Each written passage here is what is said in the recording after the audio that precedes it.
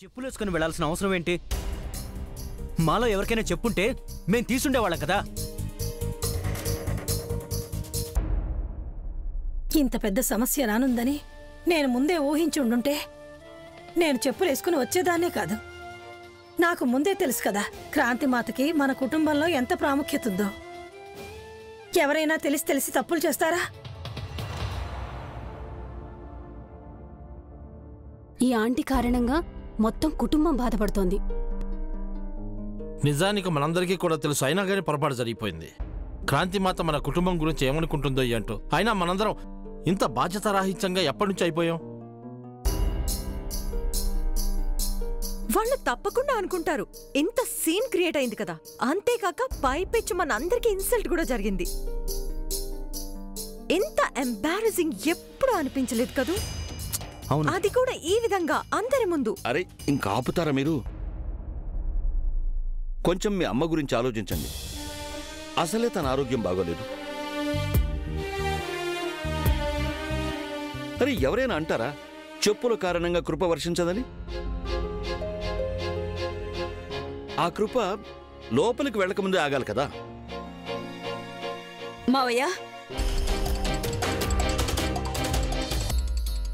మావయ్య ఇంక వదిలేయండి. అత్తయ్య ఆరోగ్యం బాగాలేదు, ఆవిడ్ని లోపలికి తీసుకెళ్ళండి. నన్ను మాట్లాడి నువ్వు. ఇప్పుడు మీరంతా నాకు ఒక విషయం చెప్పండి. అసలేం కృప వర్షించిందా క్రాంతిమాత ఇంటి మీద?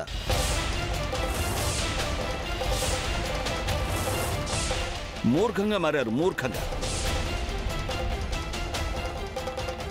ఈ రోజుకి సంతోషి మాత కృప ఈ ఇంటి మీద ఉంది, అలాగే ఎప్పటికీ ఉంటుంది.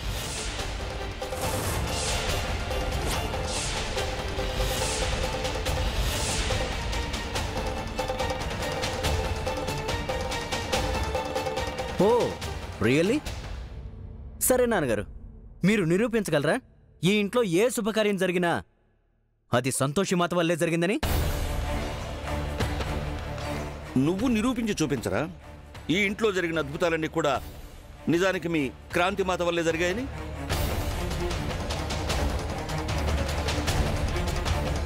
ఇందులో నిరూపించడానికేముంది? మావయ్య మీరు క్రాంతిమాత మహిమలు చూడలేదా?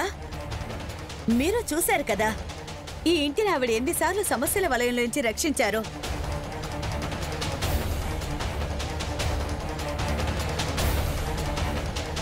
ఇదంతా సంతోషి కారణంగానే జరిగింది.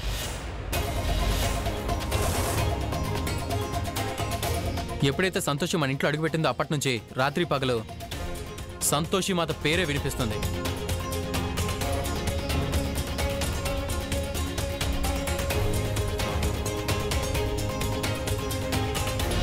నమ్మినా నమ్మకపోయినా తప్పంతా ఈయనదే. ఒకసారి చూసి నాకు చెప్తే ఈయన సొమ్ము ఏం పోతుంది? అన్నిటి మీద దృష్టి ఉంటుంది కానీ చెప్పుల మీద మాత్రం పడలేదు. వింటున్నారా లేదా? మొత్తం కుటుంబంలోని వాళ్ళని ఇద్దరంతా చెడగొట్టి మీరు నిశ్చింతగా నిద్రపోతున్నారు. విద్య ప్లీజ్ ఇంకా ఆపుతావా? ముందు నిన్ను నువ్వు నిందించుకుంటూ కూర్చున్నావు, ఆ తర్వాత నువ్వు సంతోషిని ఎన్నో మాట్లాడినావు. ఇంకెవరో కనిపించకపోయేసరికి నా వెనక పడుతున్నావా? అరే ఈ చెప్పులు కూడా ఎంతసేపు నడుస్తుంది? ఇంట్లో జరిగే గొడవలన్నీ నా వల్లే జరుగుతున్నాయి కదా, మీకేం తెలీదుగా? అక్కడ క్రాంతిమాత ముందు అవమానం నాకు జరిగింది. నమ్మకం నాది బొమ్మైంది, మీది కాదుగా.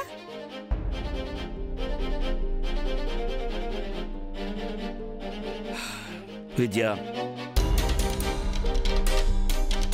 నువ్వు ప్లీజ్ కొంచెం కళ్ళు తెరిచి చూడు. ఒకవేళ ఇలాగే కళ్ళ గంతలు కట్టుకుని గనక నడిస్తే దెబ్బతింటావు. సరే నువ్వు విషయం చెప్పు. అదే మీ ఆ క్రాంతిమాత ఉంది కదా, ఆమెకి నువ్వు భగవంతుడు హోదా కల్పించావు. ఒకవేళ ఆమెకే గనక శక్తి ఉంటే ఆమె మళ్ళీ నీ చేతులు నయం చేసేది కదా. పైగా ఏవేవో చెప్పి మభ్యపెట్టి పంపించేసింది. కాకా ఇదిగోండి వేడి వేడి భోజనం. ఈ రోజు మీకు బాగా నచ్చుతుంది అనుకుంటా. కొంచెం రుచి చూసి చెప్పండి ఎలా ఉందో. ఓహో, అంటే ఈరోజు మా కాకాకి ఆంటీకి మధ్య యుద్ధం అన్నమాట. అమ్మ సంతోషి, కొంచెం తనకి నచ్చ చెప్పమ్మా. క్రాంతిమాత కృప అనేది కేవలం అపోహ మాత్రమే అని. సరే వదిలేయండి. నాకెవరూ నచ్చ చెప్పక్కర్లేదు. అయినా తనకే విషయం చెప్పినా సంతోషి మాతని పొగుడుకుంటూ కూర్చుంటుంది. పొగడటం కాదు, నమ్మకం అది. కానీ ఆంటీ, అసలు మీ అందరికీ క్రాంతిమాత మీద అంత మూఢభక్తి మంచిది కాదు. అయినా నీకేదో బాగా తెలిసినట్టుందే మూఢభక్తి గురించి. ఎంత నమ్మాలో ఎంత నమ్మకూడదో. నువ్వింత బాగా నీతులు చెప్తున్నావు కదా, నువ్వే చెప్పు మూఢనమ్మకం అంటే ఏంటో. ఇంకా చాలిస్తావా? సర్లే, ఓ పని చేయి, ముందు భోజనం చెయ్యి. చూసారా, నిరూపించమని అడిగేసరికి నోరులోంచి మాట పిగలట్లేదు. అవన్నీ వదిలే విద్య, ముందు భోజనం చెయ్యి.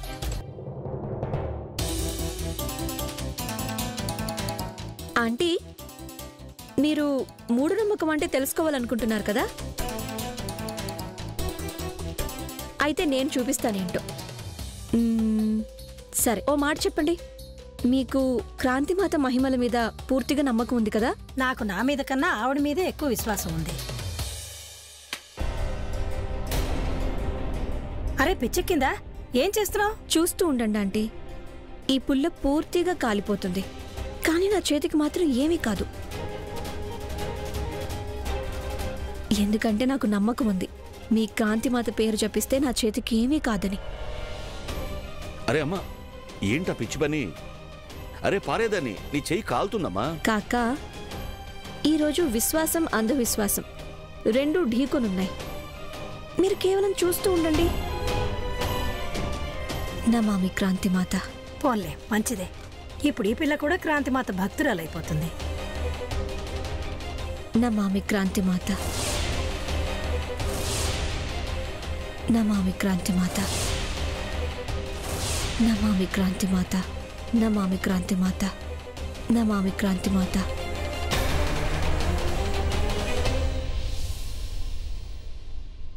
చూసావా, నేను నీకు ముందే చెప్పాను కదా ఇలాంటిదేదో జరిగి తీరుతుందని.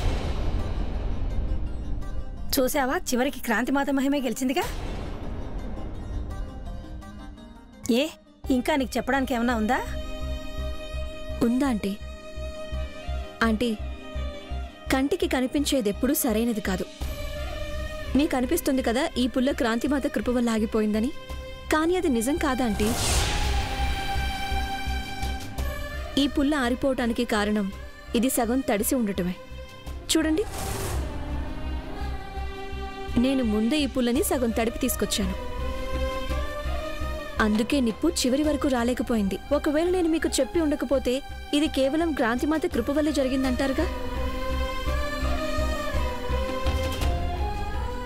ఇదే కదా అంధవిశ్వాసం. దీన్ని మనం చూడాలని అనుకోం, తెలుసుకోవాలని అనుకోం. భక్తి మీద నిలబడుతుంది ఇది, అంధవిశ్వాసం మీద కాదు.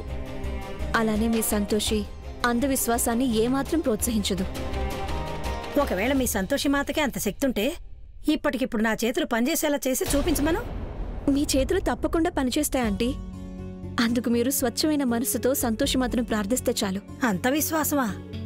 నీ మనసంతా సంతోషి మాతే నిండిపోయినట్టుంది. అవునండి, అది నిజమే.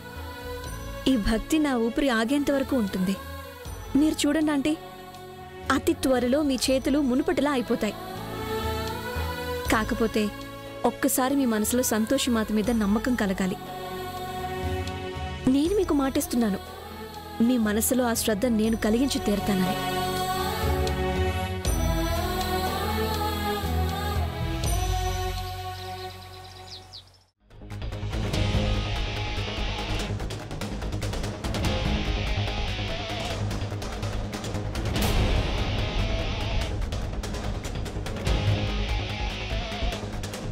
మీరు ఏం చేస్తున్నారు ధార్య సార్? నోరు మూసుకున్నాడు. నిన్ను మేము కొనుక్కున్నాం ₹1,00,000 ఇచ్చి, అర్థమైందా? సో నేను ఎలా చెప్తే నువ్వు అలా చేయాలి.